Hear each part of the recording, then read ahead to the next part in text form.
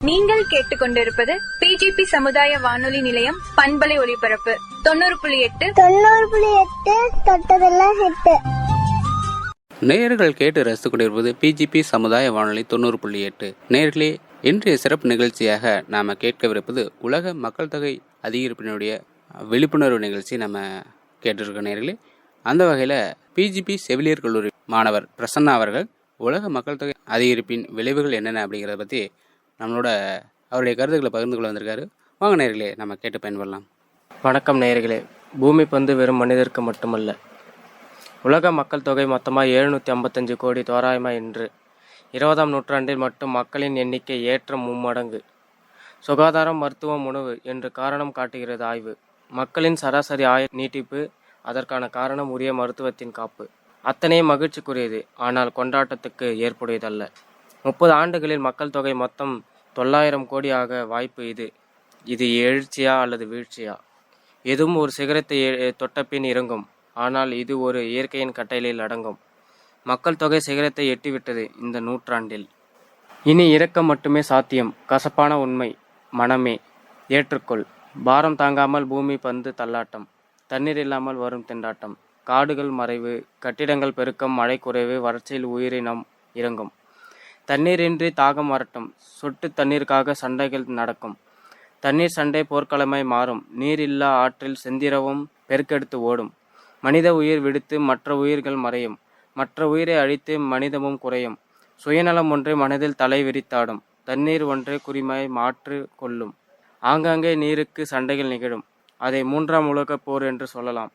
எத்தனை உயிர்கள் போகும், எத்தனை உயிர்கள் வாழும்? இறைவனுக்கே அது வெளிச்சம். மக்கள் தொகை கட்டுப்பாட்டுக்குள் வர வேண்டும் என்றால் இன்றே முயற்சி செய்வதால் தலைப்போகும் பிரச்சனைகள் குறையும்.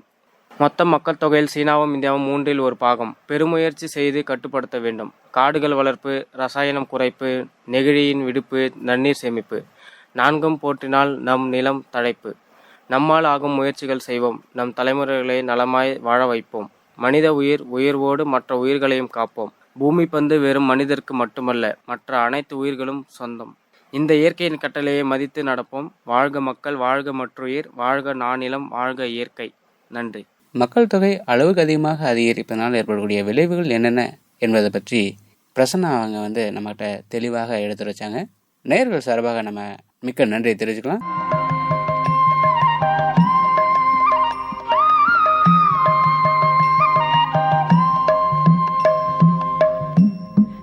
நேயர்கள் கேட்டு ரசித்துக் கொண்டிருப்பது பிஜிபி சமுதாய வானொலி 90.8. நேயர்களே, உலக மக்கள் தொகை தினத்தை முன்னிட்டு இன்றைய சிறப்பு நிகழ்ச்சியாக பிஜிபி செவிலியர் கல்லூரி மாணவிகள் நம்மளுடன் நிறைய பயனுள்ள தகவல்களை பகிர்ந்து கொண்டிருக்காங்க.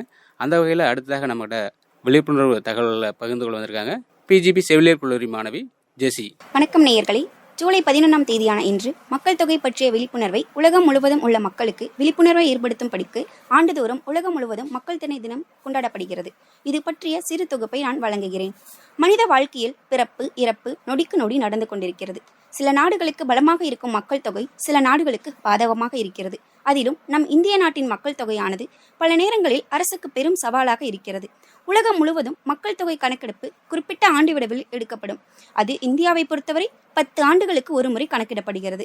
தற்போது உலக மக்கள் தொகை சராசரியாக 760 கோடி என கணக்கிடப்பட்டுள்ளது. அதுபோல் இந்திய மக்கள் தொகை 2018ஆம் ஆண்டு நிலவரப்படி சராசரியாக 134 கோடியும், அண்டை நாடான சீன மக்கள் தொகை சராசரியாக 141 கோடியாகவும் உள்ளது. உலக மக்கள் தொகை இன்று வரை சீனா முதலிடத்திலும் இந்தியா 2வது இடத்திலும் உள்ளது. 1969இல் நமது நாட்டின் மக்கள் தொகை சராசரியாக 54 கோடியாக இருந்தது. இதே காலத்தில் தான் சீனாவின் மக்கள் தொகை சராசரியாக 81 கோடியாக இருந்தது. ஆனால் தற்போது சீனாவிடம் ஒப்பிடுகையில் இந்திய மக்கள் தொகை 2 மடங்கிற்கும் மேலாக பெருகிவிட்டது. இதற்கு காரணம் சீனாவின் பிறப்பு விகிதம் சரிய தொடங்கியது. பொதுவாக ஒரு நாட்டின் மக்கள் தொகையை கட்டுப்படுத்தினால் அந்நாடு முன்னேறி வரும் என்று சொல்வார்கள். அப்படி சீனா தலைவர்கள் நினைத்ததால் தான் 1970இல் குடும்ப கட்டுப்பாடு திட்டம், 1970இல் ஒற்றை குழந்தை திட்டம் ஏற்படுத்தப்பட்டது. அங்கு அரசு நிர்ணயித்த இலக்கை அடைவதற்கு கிராமப்புறங்களில் சிறுபான்மை இனத்தவரிடம் 2ஆம் குழந்தை பெற பல கட்டுப்பாடுகள் விதிக்கப்பட்டது. 1970 1000 பேருக்கு 34 குழந்தை பிறப்புகள் என்று இருந்த விகிதம் 1995 1000 பேருக்கு 17 குழந்தைகள் என்ற நிலையில் சரிந்து 11.3 ஆனது. இதனால் சீனா தற்போது பிறப்பு விகிதம் உள்ள நாடுகளில் பட்டியலில் சேர்ந்துவிட்டது. இந்தியாவில் 1970 1000 பேருக்கு 41 குழந்தைகள் பிறப்பு விகிதத்தில் இருந்து 1995 1000 பேருக்கு 28 குழந்தைகள் பிறப்பு என்று சரிந்து தற்போது 18.3 மட்டுமே குறைந்துள்ளது. மேலும் 2060க்குள் உலக மக்கள் தொகை 1000 கோடி அதிகரித்தால் ஆப்பிரிக்க ஆசிய நாடுகளின் மக்களின் அடிப்படை தேவையான உணவு குடிநீருக்கு பெரும் பஞ்சம் ஏற்படும் என்றும் இது இந்தியாவிற்கும் பொருந்தும் என்றும் ஐநா தெரிவித்துள்ளது. மக்கள் தொகை பெருக்கத்தினால் உணவு, குடிநீர், சுற்றுச்சூழல் மாசடைதல், சுகாதார பிரச்சனைகள், வேலை வாய்ப்பின்மை, போக்குவரத்து நெரிசல், நில பற்றாக்குறை, பொருளாதார நெருக்கடி போன்ற பிரச்சனைகள் முக்கிய பங்கு வகிக்கும். இது போன்ற அடிப்படை பிரச்சனைகளை எதிர்கொள்ள வளர்ந்துவிடும் நாடுகள் நெருக்கடியை சமாளிக்க வேண்டிய சூழ்நிலை உருவாகும். அப்படி இருக்க நம் இந்தியா போன்ற வளர்ந்துவிடும் நாடுகளின் நிலை மிகவும் மோசமானதாகவே இருக்கும். இவ்வளவுதான் இந்தியா போன்ற நாடுகள் நகரமயமாக்கப்பட்டு வந்தாலும் இங்கு வறுமை கோட்டிற்கு கீழ் ஏராளமான மக்கள் வாழ்ந்து வருகின்றனர். இங்கு போதிய விழிப்புணர்வு இல்லாததே மக்கள் தொகை பெருக்கத்திற்கு காரணமாக அமைகிறது.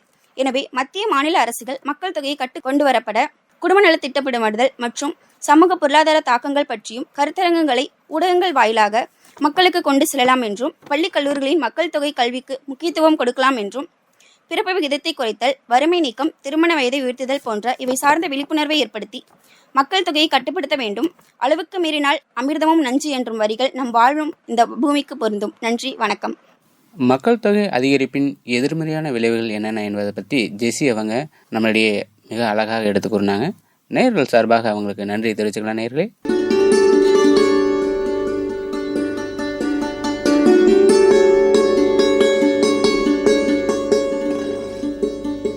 நேயர்கள் கேட்டு ரசித்துக் கொண்டிருப்பது பிஜிபி சமுதாய வானொலி 90.8.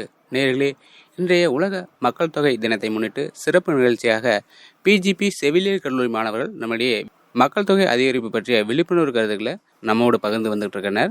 அந்த வகையில் அடுத்ததாக நம்மகிட்ட பேச வராங்க பிஜிபி செவிலியர் கல்லூரியின் மாணவி ரேஸ்மா. உலக மக்கள் தொகை தினம் ஒவ்வொரு ஆண்டுமே ஜூலை 11 கொண்டாடப்படுகிறது. உலகின் மக்கள் தொகை பற்றிய உண்மைகள். உலகின் தற்போதைய மக்கள் தொகை சுமார் 8.1 பில்லியன் ஆகும்.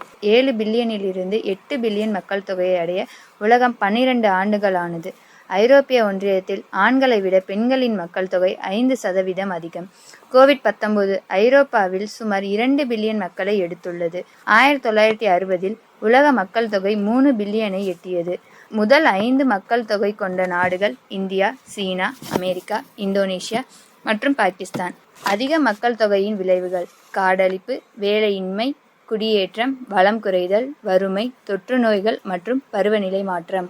மக்கள் தொகை அளவுக்கு அதிகமாக அதிகரிக்கிறதுனால ஏற்படக்கூடிய விளைவுகள் என்னென்ன என்பதை பற்றி ரேஸ்மா அவர்கள் சுருக்கமாகவும் அழகாகவும் நம்மகிட்ட எடுத்துரைச்சாங்க. நேயர்கள் சார்பாக நன்றி தெரிவிச்சுக்கலாம். வீட்டிற்கு வெளியே ஒரு மரம் வளர்ப்போம், வீட்டிற்குள்ளே ஒரு நூலகம் அமைப்போம், நாடும் வீடும் நலம் பெறும் என்ற சிந்தனையுடன் இந்நிகழ்ச்சியிலிருந்து விடைபெறுவது பிரபாகரன்.